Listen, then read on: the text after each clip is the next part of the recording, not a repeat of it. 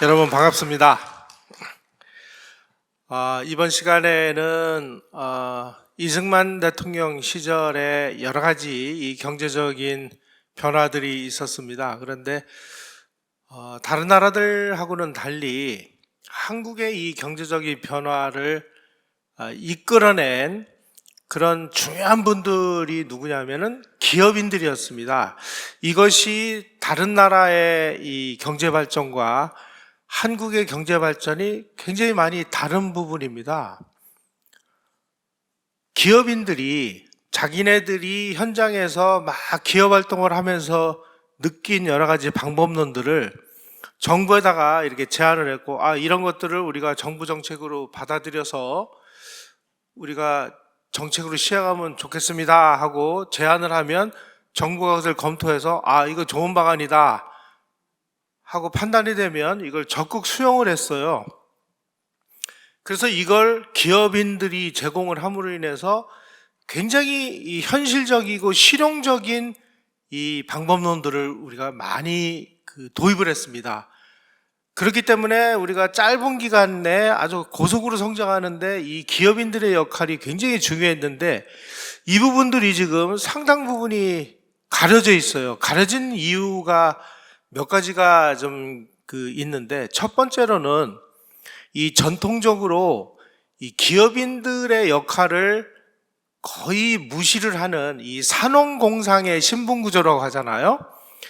그래서 한국 사람들의 이 잠재된 의식 속에는 이 유교나 주자성리학의 뿌리이기 때문이기도 한 것 같은데, 어찌됐든 글 읽는 것을 가장 존경을 하는 직업으로 생각을 해요. 아마 여러분들 자녀분들 중에 고시 공부하는 사람들 굉장히 많을 거예요. 공무원 시험 공부하는 사람들도 많습니다. 왜 그래요? 다 고시 패스하면은 관료가 되잖아요. 관료가 되면 뭐예요?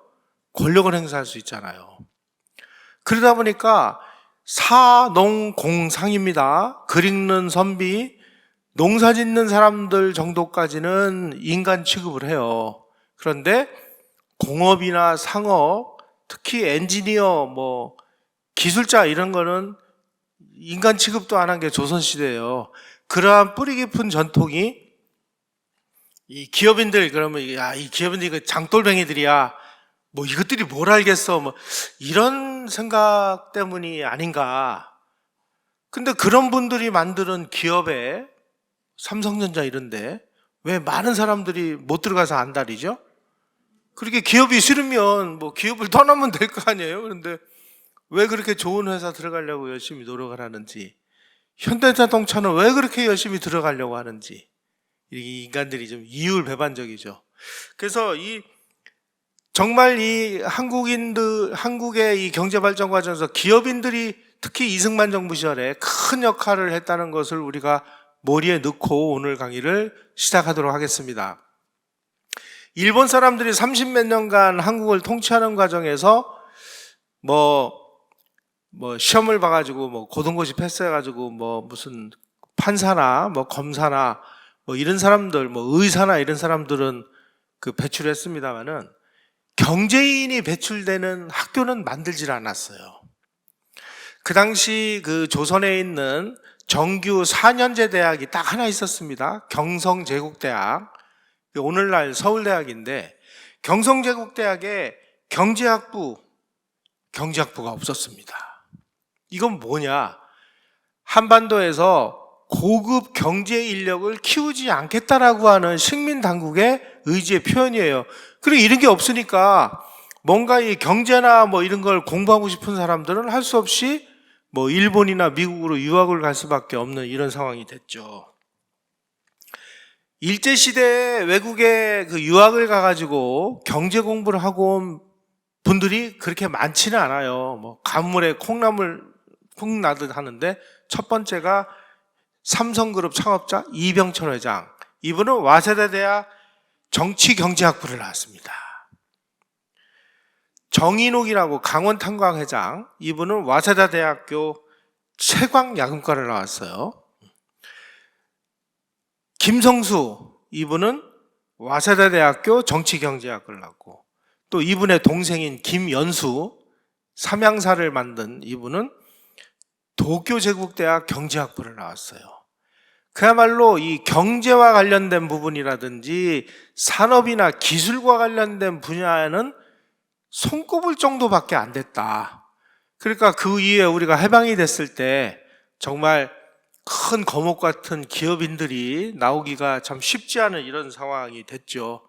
그럼에도 불구하고 이승만 정부 시절, 그 다음에 박정희 정부 시절에 걸쳐서 대한민국의 이 경제발전, 산업발전 과정에서 아주 결정적인 어떤 이 방법론을 제시한 사람을 들어라 그러면은 요 세 분을 들 수 있습니다. 한 분은 삼성그룹을 창업한 이병철 회장, 한 분은 우리나라 이 무역업의 대부인 천우사의 전택보 회장, 또 한 분은 방금 제가 말씀드린 이 강원탄광을 만든 정인욱 회장, 이 세 분이 국가 차원의 이 발전 전략을 정부에다가 제안을 한 아주 중요한 세 분으로 꼽고 있습니다.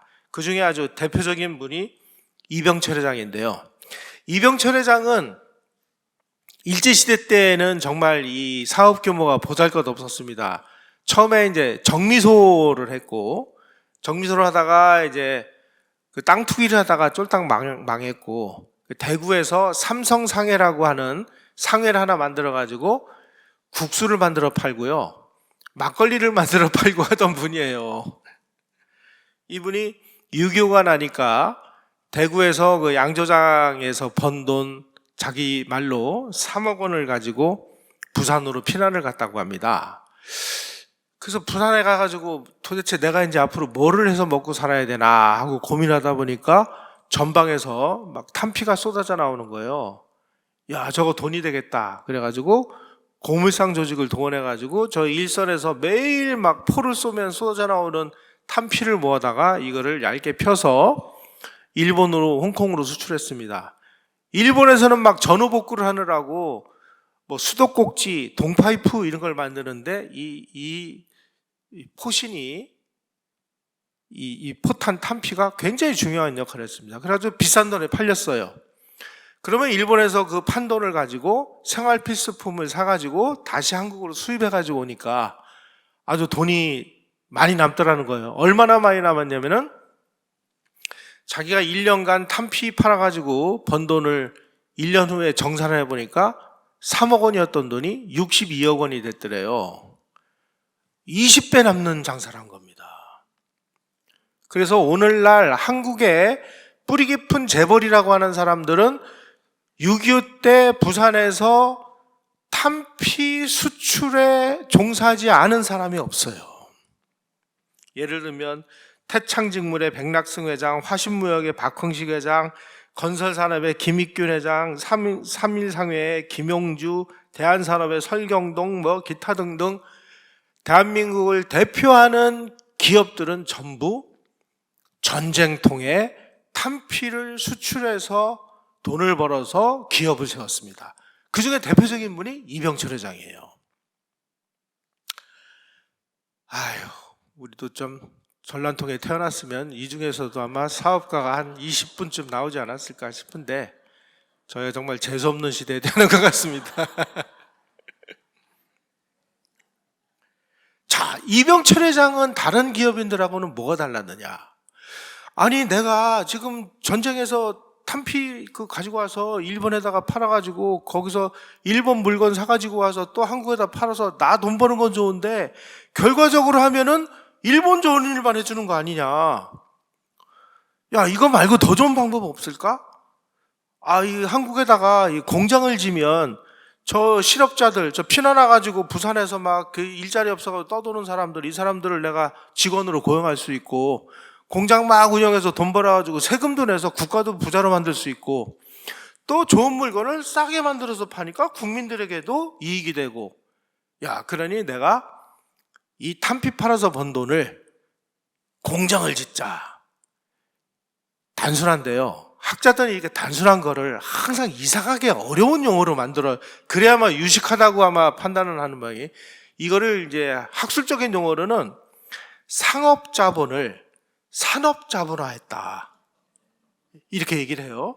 그러니까 탄피판 돈을 설탕 공장 진 거예요. 그래가지고 제일제당 공장을 만들어가지고 막 설탕이 쏟아져 나오니까 그 당시에 한국인들이 단 거를 어디 맛이나 봤습니까? 단 게 없었잖아요. 근데 이 설탕이 쏟아져 나와가지고 설탕을 먹으면 달달하고 그러니까 이게 막 폭발적으로 인기를 끌어가지고 이병철 회장의 자서전에 의하면은 아침에 설탕을 한 트럭 싣고 나가면 저녁 해질 무렵에 돈을 한 트럭을 싣고 들어왔다. 그 나는 밤새도록 부인하고 돈 세느라고 바빴다.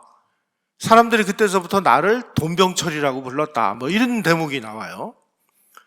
이렇게 이제 돈을 많이 버니까 그 다음에 내가 이렇게 많이 돈 벌어가지고 내가 뭐 쓰는 것도 한도가 있고 그 다음에 내가 뭘 할까 보니까 그 당시에 국민들이 전쟁통에 옷감이 없어가지고 처음 뭐 미군 부대에서 흘러나오는 이 군복 물들여 있고 이거 불쌍하잖아요. 그러니까 옷감을 만들어서 국민들에게 공급하자. 근데 옷감 중에서도 제일 고급 옷감이 뭐냐? 이 모직입니다. 모직. 그래서 대구에다가 제일모직을 만들어요. 제일모직이 만든 그 유명한 골덴텍스라는 양복지가 홍콩으로 수출돼 가지고 영국제보다 더 비싼 값에 팔리는 거예요. 그때 이병철 회장이 크게 깨달음을 얻었습니다. 이야, 이게 우리나라는 농사만 져가지고는 먹고 사는 게 아니구나. 저 농토에 매달려 있는 사람들을 공장으로 끌어들여서 좋은 공장을 져서 좋은 물건을 만들어서 해외에다가 내다 팔면 돈을 버는구나. 그래서 수출할 수 있는 공장을 짓자. 이걸 또 학자들은 유식하게 수출 주도형 공업화 전략이다. 그래서 이병철 회장이 대한민국의 간판 경제정책이라고 할 수 있는 수출 주도형 공업화 전략이라는 아이디어를 만들어서 이승만 대통령에게 찾아가서 각하 우리 이런 거 해야 됩니다. 또 만나는 기업인, 만나는 그 관료들마다 한국은 농사져 가지고는 이거 희망 없다. 우리 수출할 수 있는 공장을 져서 좋은 물건을 만들어서 해외에다가 수출해서 먹고 사는 나라를 만들자. 그랬더니 이승만 대통령은 이미 미국에서 그런 걸 다 깨닫고 오신 분이니까 야, 병철이 말이 맞다. 병철이 하자는 대로 하자. 이승만 대통령하고 이병철 회장하고는 아주 좀 각별한 관계가 있습니다. 어떤 관계냐? 이병철 회장의 부친이 아버지가 이승만 대통령하고 젊은 시절에 독립협회 활동을 같이 하셨어요. 그래서 이승만 대통령이 하와이에서 활동하고 그럴 때 이병철 회장의 부친이 비밀리에 이승만 대통령한테 독립운동 자금도 대주고 막 이런 기록이 있습니다. 그러니까 이병철 회장이 누구 아들이라는 걸 아니까 이 친구가 이제 와세다 대학에서 그래도 세상 돌아가는 물정을 배우고 와서 이런 걸로 국가에 도움을 주는구나. 이거 좋은 거다. 해가지고 이승만 대통령 시절서부터 이미 우리는 국가의 방향을 수출 주도형 공업화 전략으로 방향을 정해놨던 것입니다. 이게 박정희 대통령 시절에 이제 확 불이 붙어가지고 아주 대표적인 우리 국가 전략이 되는 거예요. 그러니까 이제 다른 기업인들이 막 이제 꿍시렁꿍시렁 하는 겁니다. 자, 이병철 저 친구는 아니 저 설탕 공장 져서 돈 벌고 제일모직 공장 져서 돈 벌어가지고 그 돈으로 공장 짓면 되니까 저는 그 공장 짓는데 별 부담이 없지만 우리는 아무것도 없는데 무슨 공장을 짓냐. 그러니까 이병철 회장이 이런 얘기를 해요. 야, 모르는 소리 마라. 지금 외국 나가면 외국 은행들은 돈이 지천으로 쌓여있다. 아이디어만 좋으면 외국에서부터 돈을 빌려가지고 그 돈 빌려가지고 공장 짓면 될 거 아니냐. 그래서 한국의 그 전략에는 앞에 또 하나가 더 붙어요. 외자 도입형 수출 주도형 공업화 전략. 다시 말씀드리면 외국에서 돈 빌려가지고 공장 져서 그 공장 져가지고 물건을 생산해서 해외에다 내다 팔아서 돈 번 걸로 빚을 갚으면 이건 우리 공장 되는 거다. 그 외자 도입형 수출 주도형 공업화 전략의 아이디어가 누구에게서 나왔냐? 이병철에서 나왔어요. 이병철이라는 사람이 이 방법을 이승만 대통령과 박정희 대통령에게 제안을 하기 이전까지 이 지구상에 이게 무슨 뭐 봉익임선단도 아니고 남의 돈을 빌려서 공장을 져서 물건 만들어서 수출해서 그걸로 돈 갚고 먹고 산다라는 이 전략을 이 지구상에 해본 적이 있는 나라도 없고 할 생각도 안 해봤고 오로지 이병철이라는 사람을 통해서 대한민국 정부에 제안을 하고 대한민국 정부가 이걸 받아가지고 국가전략으로 만든 거예요. 이병철 회장이 삼성전자를 만들고 반도체를 만든 것도 대단히 훌륭했습니다마는 이 외자 도입형 수출 주도형 공업화 전략을 대한민국의 이 근본 정책으로 채택하도록 만든 이 노력이야말로 정말 위대한 결단이었다. 그래서 대한민국의 발전은 기업가와 대통령, 이승만 대통령, 박정희 대통령의 합작품이다. 이렇게 평가를 받고 있습니다. 이병철 회장이 제일 모직으로 또 이제 큰 돈을 벌었어요. 그 다음으로 뭘 도전하느냐. 이번에는 진짜 중화학공업이라고 할 수 있는 비료 공장에 도전을 했습니다. 비료 공장에는 어마어마한 돈이 필요해요. 그래서 그 이승만 대통령에게 제가 이제 이 비료 공장을 짓겠습니다. 비료 공장을 짓는 데는 제가 가지고 있는 돈만 가지고 안 되니까 제가 각하에게 말씀드린 대로 외국에서 돈을 빌려서 한번 해보겠습니다. 그랬더니 이승만 대통령이 그거 좋은 생각이다. 1959년도 말에 이병철의 비료공장 건설안에다가 사인을 해줘요. 그래서 이병철 회장이 이 대통령이 사인을 받고 독일로 가서 독일 회사하고 차관 도입을 위해서 막 협상하는 중에 4.19가 터졌어요.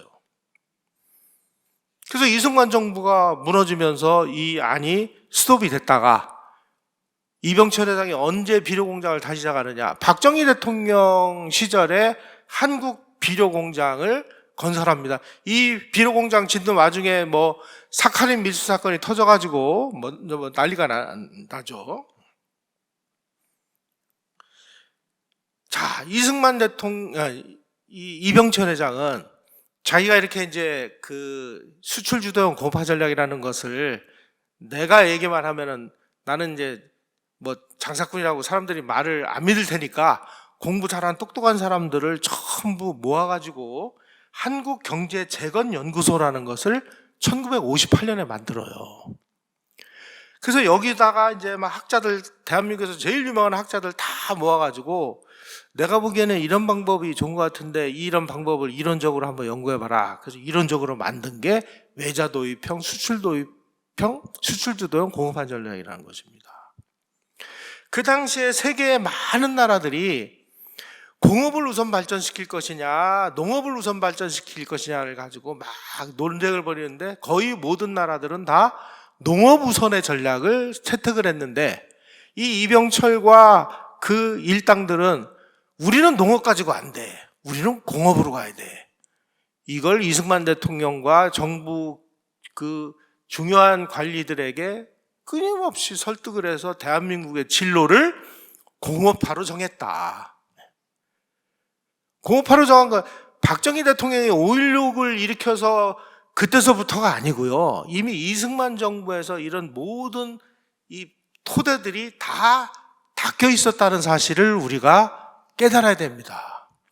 누구의 전폭적인 지원을 받았느냐? 이승만 대통령의 전폭적인 지원을 받았어요. 왜냐하면 이승만 대통령은 우리는 농업 가지고는 어렵다라고 이미 꿰뚫어보고 계셨기 때문입니다. 그래서 이병철 회장이 이제 구체적으로 아주 수치를 들어가면서 한국일보에다가 우리가 잘 사는 길이라는 자기의 이 외자 도입형 수출 주도형 공업화 전략을 국민들에게 알기 쉽게 설명하기 위한 그 글을 발표하는데 여기에 3년 전부터 원조가 줄어들고 있는데 우리가 이제부터 먹고 살려면 외국으로부터 10년 동안 10억 불 정도 차관을 얻어오자.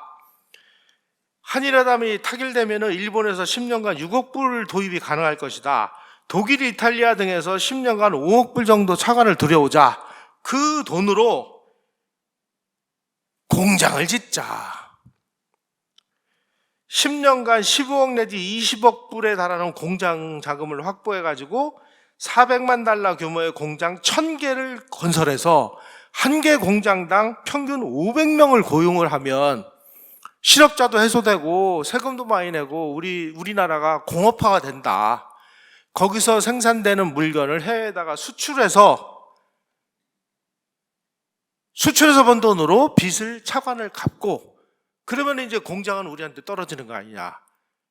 이걸로 열심히 공장 돌리면 우리 충분히 먹고 살 수 있다. 라는 아주 유명한 우리가 잘 사는 길이라는 것을 언론에 발표하고 이것이 대한민국의 정책으로 채택이 됩니다.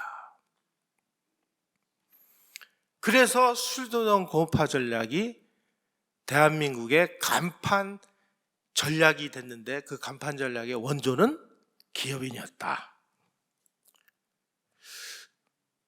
또 한 분 중요한 분이 있습니다. 이 전택보라는 분인데요. 이분은 아마 올해 전에 분들은 이 전택보라는 사람을 이름은 들어보실 텐데 이 회사가 이제 망해서 없어져서 요즘 분들은 잘 모르는데 한마디로 말씀드리면 수출 제일주의라는 것을 정부에다가 제안을 한 사람이에요. 이분은 고베 고상이라고 고베 대학이 됐습니다. 고베 대학에서 이제 경제학을 전공하신 분이에요.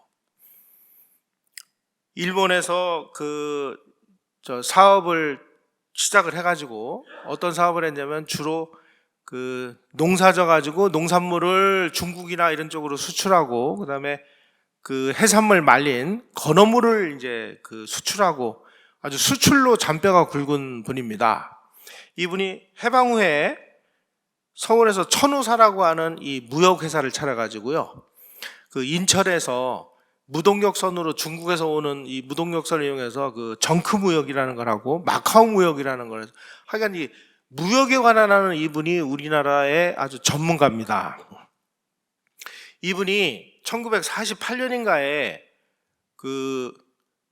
중국에다가 말린 오징어를 이제 수출을 했어요. 그 수출 대금을 받기 위해서 중국으로 갔는데 그래서 이제 거액의 돈을 이제 수금을 했는데 그 돈을 이 팔로곤 첩자들이 뺏으려고 막 추적을 하니까 이제 피해가지고 홍콩으로 탈출을 했습니다. 홍콩에 가니까 국공내전을 피해가지고 중국 본토에서 많은 사람들이 피난을 해왔는데 잘 먹고 살더라는 거예요. 야, 이 사람들이 이게 어떻게 먹고 살지? 가만히 보니까 홍콩 가정의 집집마다 재봉틀을 가져다 놓고 와이셔츠도 만들고 완구도 만들고 근데 홍콩이란 나라는 도시국가니까 이런 원부자재를 공급을 할 데가 없으니까 전부 해외에서 이 재료를 사다가 홍콩 사람들이 바느질을 해가지고 물건을 만들어서 그거를 수출해서 먹고 살더라는 거예요. 야, 이거구나. 아니, 홍콩 사람들도 이렇게 해서 먹고 사는데, 우리 아낙네들 바느질을 얼마나 잘하냐. 우리도 이거 하자. 자, 우리는 노동력밖에 없어요. 노동력밖에 없는데, 해외로부터 전부 자재를 들여오고 기계도 들여오고 그래가지고 우리의 노동력을 투입을 해서 물건을 만들어서 해외에다가 내다 파는 것을 보세 가공무역이라고 그래요. 이걸 하자. 그래서 우리 해외에다가 수출하자. 지금 우리가 수출할 게 아무것도 없으니까 제일 먼저 지금 당장 우리가 구할 수 있는 게 뭐냐? 아낙네들 머리카락이다. 가지고 고물상을 동원해가지고 여자들 머리카락을 모아가지고 가발을 만들어서 가발을 수출했습니다. 가발을 수출해가지고 돈을 막 벌었어요. 그 번 돈으로 이번에는 나무를 부서뜨려가지고 합판을 만드는 기계를 들여왔어요. 근데 우리나라에는 목재가 없잖아요. 그러니까 목재는 인도네시아 이런 데서 나무를 사다가 원료는 인도네시아에서 사오고 기계는 미국에서 사다가 우리나라에서는 노동력을 투입을 해서 그 나무를 부숴가지고 합판을 만들어서 미국에다 수출했어요. 합판으로도 돈을 벌었어. 이번에는 이제 옷감 짜는 기계를 들여와가지고 옷감을 짭니다. 우리가 뭐 옷감 짜는 원료가 어디 있어요? 전부 외국에서 들여다가, 기계도 외국에서 사다가, 우리는 노동력을 투입을 해서 옷감으로 와이셔츠도 만들고 브라우스도 만들고 뭐 완구도 만들고 그래가지고 대한민국이 의류 수출로 먹고 살았잖아요. 그 아이디어 제공자가 누구냐? 바로 이 전택보라는 사람이에요. 그래서 이 전택보라는 사람은 이승만 대통령에게 각하, 우리는 농사 접어야 이거 국민들 새끼 밥도 못 먹입니다. 그러니 우리 농사는 당분간 뒤로 미루고 수출 산업을 이뤄내야 됩니다. 그래가지고 이 전택보라는 사람의 이 아이디어에 의해서 보세 가공무역이라는 것이 아주 본격적으로 시작을 했고, 그래서 사실 우리 솔직히 얘기하면 대한민국은요, 우리 어머니 세대, 저희 누이 세대 분들의 그 피땀 어린 바느질로 우리 다 먹고 사는 거예요. 그 우리 어머니들, 우리 누이들의 이 바느질로, 이 정말 그 손기술로 물건을 만들어가지고 해에다가 내다 팔자, 이 아이디어를 제공한 사람은 전택보라는 사람이에요. 그래서 오늘날 전택보라는 분을 뭐라고 말씀드리냐면은 종합상사의 효시다. 이 천우사라는 회사가 나중에 이제 부도가 납니다. 부도가 나서 천우사에서 이 전 세계를 상대로 무역하던 사람들이 어디로 들어가느냐?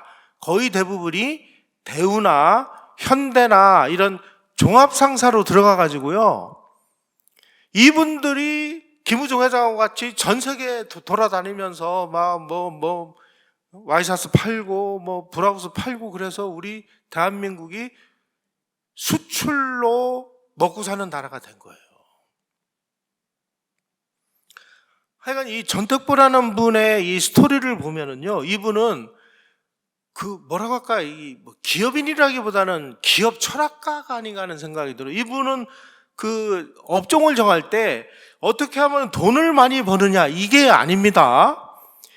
어떻게 하면 이 나라 국민들이 먹고 살아가는데 도움이 될까?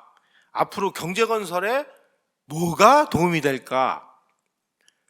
우리 국민들에게 어떤 그 업종이 도움이 되는 분야일까? 이런 거를 기준으로 자기 업종을 선택을 했어요. 그래서 첫 번째, 많은 실업자를 끌어안는 고용 증대를 많이 하는 업종을 선택을 합니다. 두 번째로는 생산 제품을 안정적으로 공급할 수 있도록 이 시스템을 만들어요. 그리고 세 번째는 뭐냐? 반드시 수출을 그 염두에 두고 업종을 합니다. 그래서 뭐 합판이라든지 가발이라든지 이런 걸로 본인이 실제로 그 박정희 정부 때 수출왕이 돼요. 그래서 이분을 정말 이 무역업의 대부다, 오늘날 대한민국을 수출로 먹고 사는 나라로 만든 것은 이분이 만든 천우사라는 회사였고, 이 천우사가 망한 다음에는 이 천우사에 소속되어 있던 많은 사람들이 대한민국이 만든 10대 종합상사에 전부 들어가가지고 대한민국 수출산업 개척의 선봉자 역할을 했습니다. 이미 이분은 1949년도에요 일본에다가 가마니를 수출을 30만 장을 했어요. 그래가지고 대성목재라는 걸 만들어가지고, 대성목재에서 아까 말씀드린 대로 저 기계는 미국에서 사오고 목재는 인도네시아에서 사와가지고 저 바닷가에다가, 저 인천에 있었습니다, 대성목재 공장이. 저 마산에도 있었고, 여기서 노동력을 투입을 해서 나무를 부서뜨려가지고 합판 만들어가지고 미국에 가서 대박을 쳐요. 그래서 한동안 또 한국이 합판으로 먹고 살았어요. 누구 덕분이냐? 이 전택보 회장 덕분이죠. 또 이분은 필립스 전자하고 손을 잡고 그 TV도 만들어가지고 열심히 TV 만들어가지고 수출을 합니다. 대한민국 전자산업의 또 1등 공신이기도 해요. 근데 이런 분들이 돈을 벌어가지고 자기만 호의호식을 하느냐? 알고 봤더니 또 그렇지도 않아요. 여러분, 지금은 없어졌습니다만 지금 저 서울 해화동에 가면 창경원에 있었는데, 창경원에 동물원이 있었어요. 그런데 전쟁이 나면 그 2차 세계대전 때 연합군이 베를린을 막 폭격을 했습니다. 그런데 베를린에 있는 유명한 동물원이 있었는데 그 동물원 담장이 폭격에 의해서 무너졌어요. 그러니까 이 굶주린 맹수들이 그 담장을 뛰쳐나와가지고 막 곳곳을 돌아다니면서 막 사람을 공격해가지고 난리가 난 적이 있습니다.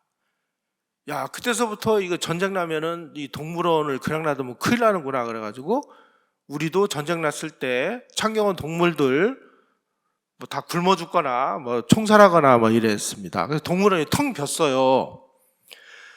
근데 서울에서 무슨 뭐 공원이 제대로 있습니까? 뭐가 있습니까? 어린아이들에게 꿈을 심어주자. 그러려면 동물에도 채워주자. 그래가지고 자기가 번 돈으로 외국에 가서 그 비싼 뭐 기린, 뭐 코끼리 이런 걸 사다가 창경원에다 놓으니까 기업인들이 나도 하겠다. 그래가지고 서로 기업인들이 이제 창경원 동물을 수입해오는 경쟁이 붙었는데, 그래서 이병철 회장은 사자를 사오고 뭐 누구는 뭐 코끼리를 사오고 뭐 이래가지고 그게 오늘날 서울대공원이 된 거예요. 또 이분들이 뭘 했느냐? 나무를 심자, 나무를. 그래서 이분이 뽀플러 나무 심기 그 전국민 운동본부를 해가지고요. 틈만 나면은 포플러 나무를 심었습니다. 그래서 그 대한민국을 아주 이 나무의 천국으로 만드는데 앞장선 것도 이 전택보 회장 같은 저런 기업인들 덕분입니다. 그래서 이승만 정부에서도 열심히 대한민국을 수출 제일주로 만들자 이렇게 해서 대한민국의 진로를 수출 산업으로 방향을 정하는 바람에 이미 우리나라는요, 외국에서 자본을 들여다가 공장을 짓기 위해서 외국하고 막 그 외자 도입 협상을 1958년부터 시작을 해요. 그런데 외자 도입을 하려면 외자가 도입이 안 되는 거예요. 알고 보니까 그 당시까지만 해도 한국이 휴전 상태였잖아요. 지금도 우리 휴전 상태죠. 휴전 상태라는 건 뭐냐면은 국제법적으로 보면 전투행위를 중지시킨 상태입니다. 그러니까 이 한반도에서는 언제 또다시 전쟁이 벌어져도 이상할 게 하나도 없는 나라예요. 그래서 이 전쟁을 국제법적으로 완전히 끝내려면은 평화협정을 맺어야 됩니다. 평화협정을 맺으려면 뭘 해야 되냐면은 이 전쟁 누가 일으켰어? 전쟁을 일으킨 사람. 그 다음에 이 전쟁으로 해서 얼마나 많은 피해를 봤어? 전쟁을 일으킨 사람이 전쟁에 피해를 받은 사람에게 피해 보상을 하고 전범을 처벌해야 평화협정을 체결하는 거예요. 지금 대한민국은 평화협정이 체결이 안 됐기 때문에 내일이라도 당장 전쟁이 일어나도 아무 이상이 없는 이런 상태가 돼. 그러다 보니까 한국은 외국 차관을 도입을 못하는 지역이 돼버린 거예요. 위험지역이 돼서. 여기가 위험지역인지 아닌지는 누가 정하냐? 미국이 영향을 받는 IMF라든지 IBRD라든지 이런 국제기구가 정하는 겁니다. 그 국제기구가 한국에다가 차관을 안심하고 빌려줘도 돈이 뜯기지 않는다라는 그 허가를 내준 게 1961년이에요. 그래서 이승만 정부에서는 이런 뭐 외자 도입형 수출 공파 전략이 제대로 방향은 정해놨지만 이것을 성과를 낼 수가 없었어요. 왜냐하면 아니 외국에서 돈을 빌려줘야 뭐를 하죠. 기업들이 많은 노력을 했음에도 불구하고 이 외국의 이 소위 말하는 권위 있는 이 경제기관이나 이런 데서 한국에다가 외자를 빌려주면 너희들 이거 전쟁 나가지고 뜯길 수도 있다. 그러니 외자 주는데 조심해야 돼.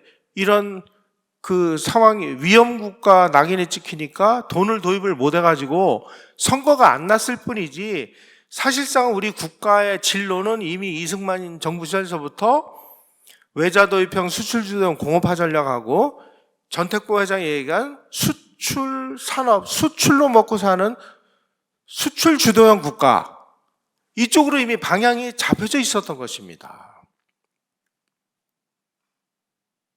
그래서 본격적으로 우리가 외자가 도입이 되기 시작한 1961년 이후에 우리나라의 이 발전 속도를 보시면 이 그래프에서 보시듯이 외국에서 차관을 도입을 해다가 공장을 지어서 공장에서 열심히 물건을 만들어서 수출을 최우선으로 하는 나라 되다 보니까 이러한 성과가 나오기 시작한 겁니다.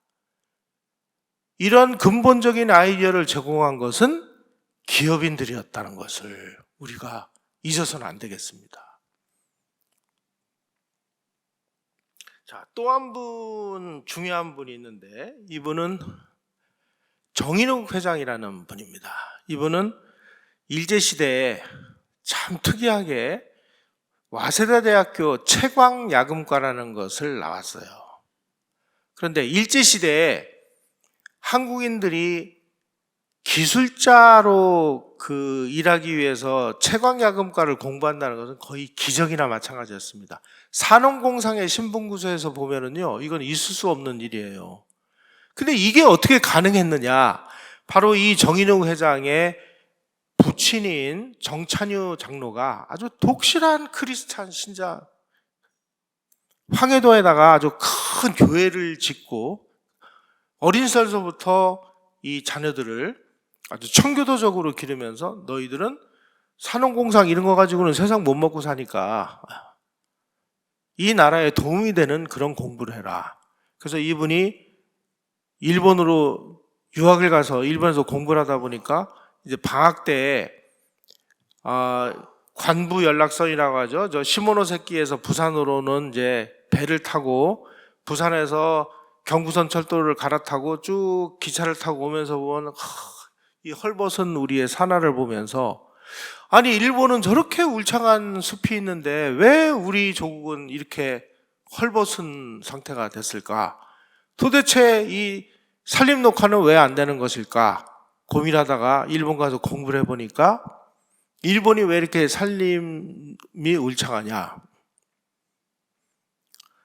일본에서는 나무를 베다 떼지 않아도 얼마든지 이 생활이 가능한 대체 연료를 공급해줬기 때문이에요. 석탄을 캐서 그 석탄을 난방 물 데우는데 쓸 수 있는 공급을 하는 이 시스템을 만든 겁니다. 우리도 석탄을 캐서 국민들에게 제공을 하면은 산에 올라가서 나무를 안 해도 되는구나. 그러면 내가 그걸 공부해야 되겠다. 그래가지고 채광야금과라는 것을 공부를 해요. 지금으로 치면 광산학과입니다. 그냥. 일제시대에 와세다대학교 채광야금과를 공부한 한국인이 3명이 있었습니다. 한 분은 정인욱 강원탄광 회장, 또 한 사람 여러분이 다 잘 아시는 박태준 회장. 나중에 포항제철을 사장을 맡기죠. 포항제철 사장을 왜 맡겼느냐? 그래도 철에 대한 공부를 한 사람이 박태준 회장이기 때문입니다. 또 한 분이 계세요. 박정희 대통령 시절에 과학기술처 장관을 7년 몇 개월 하면서 대한민국의 과학을 아주 세계적인 수준으로 올려놓은 최영섭 장관. 이 3분이 일제시대 때 와세다대학교 채광야금과 출신이에요. 그러니까 이 와세다대학 채광야금과 출신이 대한민국의 탄광을 개척하고 포항제철, 철강산업을 개척하고 대한민국의 과학기술 수준을 세계 수준으로 끌어올리는데 결정적인 도움을 줬다라고도 우리가 이야기할 수 있겠죠. 그래서 정인욱 회장은 1954년도에 저 강원도에 가가지고 꽃갱이를 메고 본인이 직접 탄광을 개척을 해가지고 강원탄광이라는 걸 만들어가지고 그때 이승만 대통령이 개통시킨 영암선 철도, 지난 시간에 제가 말씀드렸죠. 그 영암선 철도를 통해서 이 석탄을 수도권으로 공급을 했습니다. 그래가지고 저 망우리에다가 이 정인욱 회장이 그 유명한 삼표 연탄 공장이라는 걸 만들어서 저 태백 탄전 지역에서 실어온 석탄을 가지고 연탄을 고속으로 찍어내는 윤전기를 개발을 해요. 그래가지고 막 고속 대량으로 막 이 연탄을 마구 찍어내가지고 이거를 전 국민에게 보급을 하기 시작했습니다. 자, 싼 값에 연탄을 전국에다가 방방곡곡으로 공급을 하니까 국민들이 굳이 산에 올라가서 나무를 배다 안 떼도 되잖아요. 야, 됐다. 이제 나무 심자. 그래가지고 박정희 대통령 시절에 열심히 나무를 심어서 우리가 산림녹화에 성공을 했습니다. 산림녹화는 나무만 잘 심는다고 절대 해결되지 않습니다. 대체 연료를 공급할 수 있는 시스템을 만들어야 사람들이 산에 올라가서 나무를 배다가 떼지 않을 거 아닙니까? 제가 그 북한에다가 나무 심기 하는 사람들 그 전에 많았죠. 김대중 정부, 노무현 정부 이때 우리 동포 어쩌고 해가면서 막 북한에다가 열심히 북한이 헐벗었으니까 나무를 심어야 된대요. 제가 그분들에게 그런 말씀을 드렸습니다. 선생님들이 하시는 건 정말 좋은 것 같은데, 아니 북한에 지금 땔감이 아무것도 없는데 선생님들이 가서 나무 심으면 그거 그 다음 날이면 전부 뽑아다가 아궁에다가 다 불 떼서 없어집니다. 그 헛일 하지 마시고 그 돈으로 연탄을 찍는 기계를 갖다 주십시오. 그 제가 하는 말이 뭔 말인지도 못 알아듣더라고요. 아니 북한이 지금 땔감이 없어가지고 쩔쩔매고 앉아 있어요. 지금 그 텔레비전 이런 데 보시면 평양 그 대동강변에 40층짜리 고층 아파트들 서 있다고 대동강의 기적이라고 이상한 얘기 하시는 분들이 있는데 그 40층짜리 아파트를 유심히 보십시오.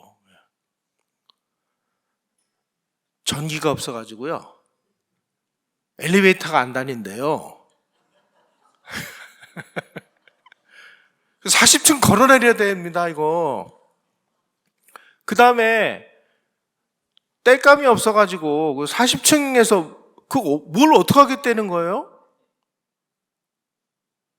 제가 한참 중국에서 탈북자를 한국으로 빼돌리는 그런 일을 할 때 심양이나 이런 데 가면 심양에만 한 10층짜리 아파트들이 있어요. 다 걸어 올라갑니다. 그러니까 이 사람들이 이제 거기서 저녁을 해 먹고 그 쓰레기 있잖아요. 특히 그 음식물 쓰레기. 이런 걸 또 쓰레기통에 버리려면 또 10층을 걸어 내려가야 되잖아요. 걸어 내려갔다 또 걸어 올라오면 얼마나 피곤해요. 그러니까 검은 봉투에다가 이렇게 둘둘둘 말아가지고 그냥 창밖으로 휙 집어 던져요. 그래서 저녁 무렵에 이렇게 아파트를 걷다 보면 여기서 퍽, 저기서 퍽, 퍽 이런 소리가 나요. 그냥 쓰레기가 되는 거예요. 그게 대동강의 기적의 실체예요. 핵심은 뭐냐? 정말 북한을 도와주고 싶으면, 북한의 근본적인 변화를 일으키려면 나무 심는 쇼를 하지 말고 정말 그 사람들의 땔감을 공급할 수 있는 대체연료 공급 시스템을 만들어줘야 되는 겁니다. 대한민국이 그걸로 성공을 해서 산림녹화의 유일한 세계적인 성공국이 됐잖아요. 대한민국의 산림녹화를 이승만, 박정희, 전두환 대통령이 나무만 열심히 심어서 산림녹화에 성공한 게 아니고, 이분들은 이런 기업인들의 이 실용적인 아이디어, 창조적인 아이디어에 따라서 이거 그냥 나무만 심으면 이 산림녹화가 되는 게 아니구나. 이 친구들 말이 맞네. 이거 산림녹화를 하려면 일단은 국민들이 산에 올라가서 나무를 베지 않도록 만들어야 돼. 나무를 베지 않도록 하려면 어떻게 해야 돼? 이 나무 대신 다른 땔감을 대줘야 되는 거예요. 다른 땔감을 싸고 안전하고 손쉽게 공급해야 되는 거예요. 그래서 박정희 대통령 시절에 그냥 새마을 운동을 통해 가지고 경운기라도 들어갈 수 있는 농로를 전부 마을마다 닦았지 않습니까? 여러분들 기억나시죠? 경운기. 그 다음에 경기를 통해서 연탄을 이제 싣고 산골이고 시골이고 방방곡곡에 이제 연탄을 공급을 해요. 그 다음에 전부 장작되는 아궁이를 정부가 돈을 들여가지고 전부 연탄 떼는 아궁이를 전부 개량을 했잖아요. 아궁이 개량, 지붕 개량 이런 거 다 했죠. 그래가지고 연탄을 아주 싼 값에 전국 방방곡곡에 다 공급을 하니까 굳이 힘들게 뭐하러 산에 올라가서 나무를 해요. 연탄 떼면 되는데. 근데 덜어는 또 연탄가스 마시고 돌아가시기도 하고 그러기도 했지만, 그래서 대한민국의 산림 녹화는 광부들 석탄 캐다가 돌아가신 분들의 목숨하고 바꾼 거예요. 이러한 현실적인 아이디어를 누가 제공을 했느냐? 대한민국의 기업인들이 제공을 했고, 대한민국 기업인들이 각하 우리 지금 산에 나무를 푸르게 하려면 방법은 대체연료를 공급을 해야 되는데, 대체연료는 지금 요즘 같으면은 전부 우리가 비싼 외화를 주고 전부 해외에서 도시가스 사다가 전부 도시가스 떼잖아요. 근데 그 시절에 이승만 대통령 시절, 박정희 대통령 시절에 우리가 도시가스를 사올 돈이 어디 있어요. 그러니까 유일하게 땔감을 자급자족하려면은 태백산맥 저 안에 있는 탄전에서 석탄 캐는 것밖에는 방법이 없는 거예요. 그래서 광부들이 가서 열심히 탄을 캐서 그거를 이승만 대통령이 놓은 영암선 철도로 실어가지고 수도권으로 실어와서 이걸 고속으로 연탄을 만들어서 전국 방방곡곡에 공급을 해서 대체 연료를 공급을 하니까 산의 나무가 울창해지더라. 지금 북한도 북한 그 사진 이런 거 보시면 정말 비참합니다. 그냥 다 헐벗고요. 김일성인가 김정일인가가 무슨 주체농법 하라고 그래가지고 산 같은 거 나무 다 밀어가지고 전부 논 만들고 밥 만들고 그랬는데, 그러다 보니까 이제 비 오면은 전부 토사가 쓸려 내려가지고 엉망진창, 이게 나라가 아닌 꼴이 됐어요. 바로잡으려면 연탄 만드는 방법부터 가르쳐 줘야죠. 어떡하겠습니까? 대한민국은 그러한 선각자 역할을 기업인들이 했다는 것입니다. 특히 제가 이 정인욱 회장은 이 전경련 부회장을 지내셨던 분이고, 그래서 전경련에서 정인욱 회장이 돌아가셨을 때 이분은 정말 우리 역사에 길이 남을 분이기 때문에 자서전 전기를 좀 써달라. 제가 그때 전경련 출근을 하고 있었을 때입니다. 그래서 제가 이제 이 정인욱 회장 전기를 쓰기 위해서 자료를 모으다 보니까 이 정인욱이라는 분은요, 정말 이 기업인이 아니라 이 기업 수도사예요. 그렇게 연탄 팔아가지고 돈을 많이 버신 분이 그 종이 함부로 내버리는 거 아까워가지고 메모지를요, 이게 신문 보면 신문에 이렇게 광고지 이렇게 이 전단 같은 게 끼어들어오잖아요. 이걸 모아가지고 노끈으로 묶어가지고 그걸 메모지로 쓰시는 분이에요. 그렇게 번 돈으로 어떤 일을 하냐? 어디에 무슨 학교가 필요하다 그러면 학교 져주고 이런 일을 하시더라고요.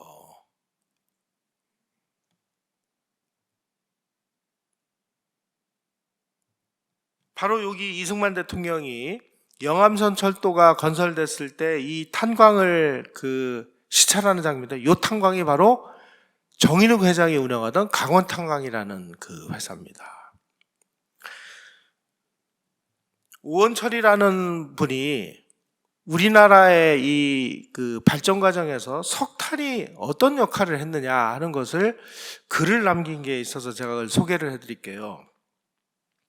해방 후부터 1995년까지 우리나라에서 총 5억 4,711만 톤의 석탄을 캤습니다. 현재 가치로 한 사람은 185억 달러예요. 만약에 우리가 이 땔감을 우리 국내에서 자급자족을 못했다면 185억 달러어치의 땔감을 해외에서 비싼 외화를 주고 사올 수밖에 없었어요. 환율을 770원으로 가져가면 14조 원이 넘는 돈을 땔감을 우리가 자급자족을 했다는 뜻입니다. 땔감을 자급자족하는데 성공함으로 인해서 석탄을 캐서 이걸 해결을 했죠. 그럼으로 인해서 에너지 수입에 필요한 그 돈을 다른 산업 분야에 투입을 할 수 있었기 때문에 우리가 이렇게 경제 발전을 고속으로 할 수 있었다. 바로 이러한 석탄을 캐서 나라를 바로 세우는데 앞장서야 된다라고 하는 이 아이디어를 제공한 기업인이야말로 정말 높이 평가를 받아야 된다라고 이 우원철 씨가 자기가 쓴 책에다가 써놨습니다.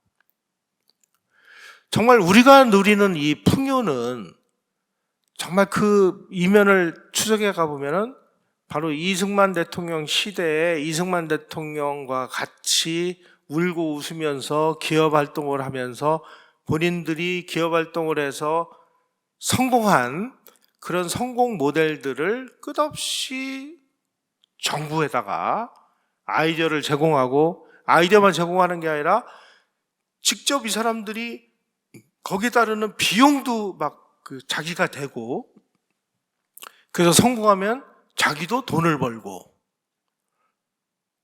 이러한 아주 선순환 구조가 놀라우게 작동을 하는 바람에 대한민국의 이 경제 발전에 따르는 이 전략은 세계 다른 어느 나라에 비해서 현실적이었고 실용적이었고 효과가 매우 지대하게 컸다라는 것을 인정받고 있습니다. 그런데 이 좌익 세력에 물들 사람들은 기업인들 그러면 정경유착을 했고 뭐를 했고 착취를 하고 이런 얘기만 하잖아요. 그러니까 똑같은 사안을 두고 한쪽에서는 야, 우리 기업인들이 참 그래도 국가 발전에서 정말 참 많은 노력을 했구나 이렇게 얘기를 하는 게 옳은지, 야, 저놈들은 도둑놈들이야 라고 손가락질 하는 게 옳은지 이제는 우리가 확실하게 판단할 때가 온 것 같아요. 제가 말씀드린 이 이병철 회장의 이 외자도입형 수출주도형 공업화 전략을 한국이 성공을 하니까 그 모델을 그대로 갖다가 자기네들이 써먹어가지고 발전한 나라가 어디냐? 중국 공산당이에요. 중국이 자기네들 발전을 할 때 저 포항제철의 박태준 회장 이런 분들 다 모셔다가 배우고 여러 가지 시행착오 이런 것도 다 만약에 이 중국이 대한민국의 이 성공이 없었다면 오늘날 중국도 없는 겁니다. 오늘날 중국이 왜 저렇게 정말 그래도 밥수리로 뜨는 나라가 됐느냐? 대한민국이 성공시킨, 대한민국이 불과 정말 짧은 시간 내에 세계적인 순으로 발전한 그 발전에 따르는 모든 이론과 전략과 발전 방법 이런 것들을 그대로 다 도입을 해다가 한국을 그대로 흉내낸 거예요. 그래서 등소평이라는 사람이 한국의 이승만, 박정희 이런 사람들이 그 실행을 했던 그런 전략은 무엇이든지 좋으니까 다 가지고 와라. 다 가지고 와서 자기네 중국 공산당 학교에서 연구를 시켰습니다. 그걸 자기네들에게 그대로 다 적용을 해서 오늘과 같은 저렇게 그야말로 정말 괴물과 같은 나라가 됐죠. 중국의 발전은 한국이 있었기 때문에 가능했고, 한국의 발전은 기업인들이 있었기 때문에 가능했고, 이 기업인들의 아이디어를 정부가 적극적으로 수용하도록 열심히 바람막이 역할을 해준 건 이승만 대통령이었다. 오늘의 결론입니다. 고맙습니다.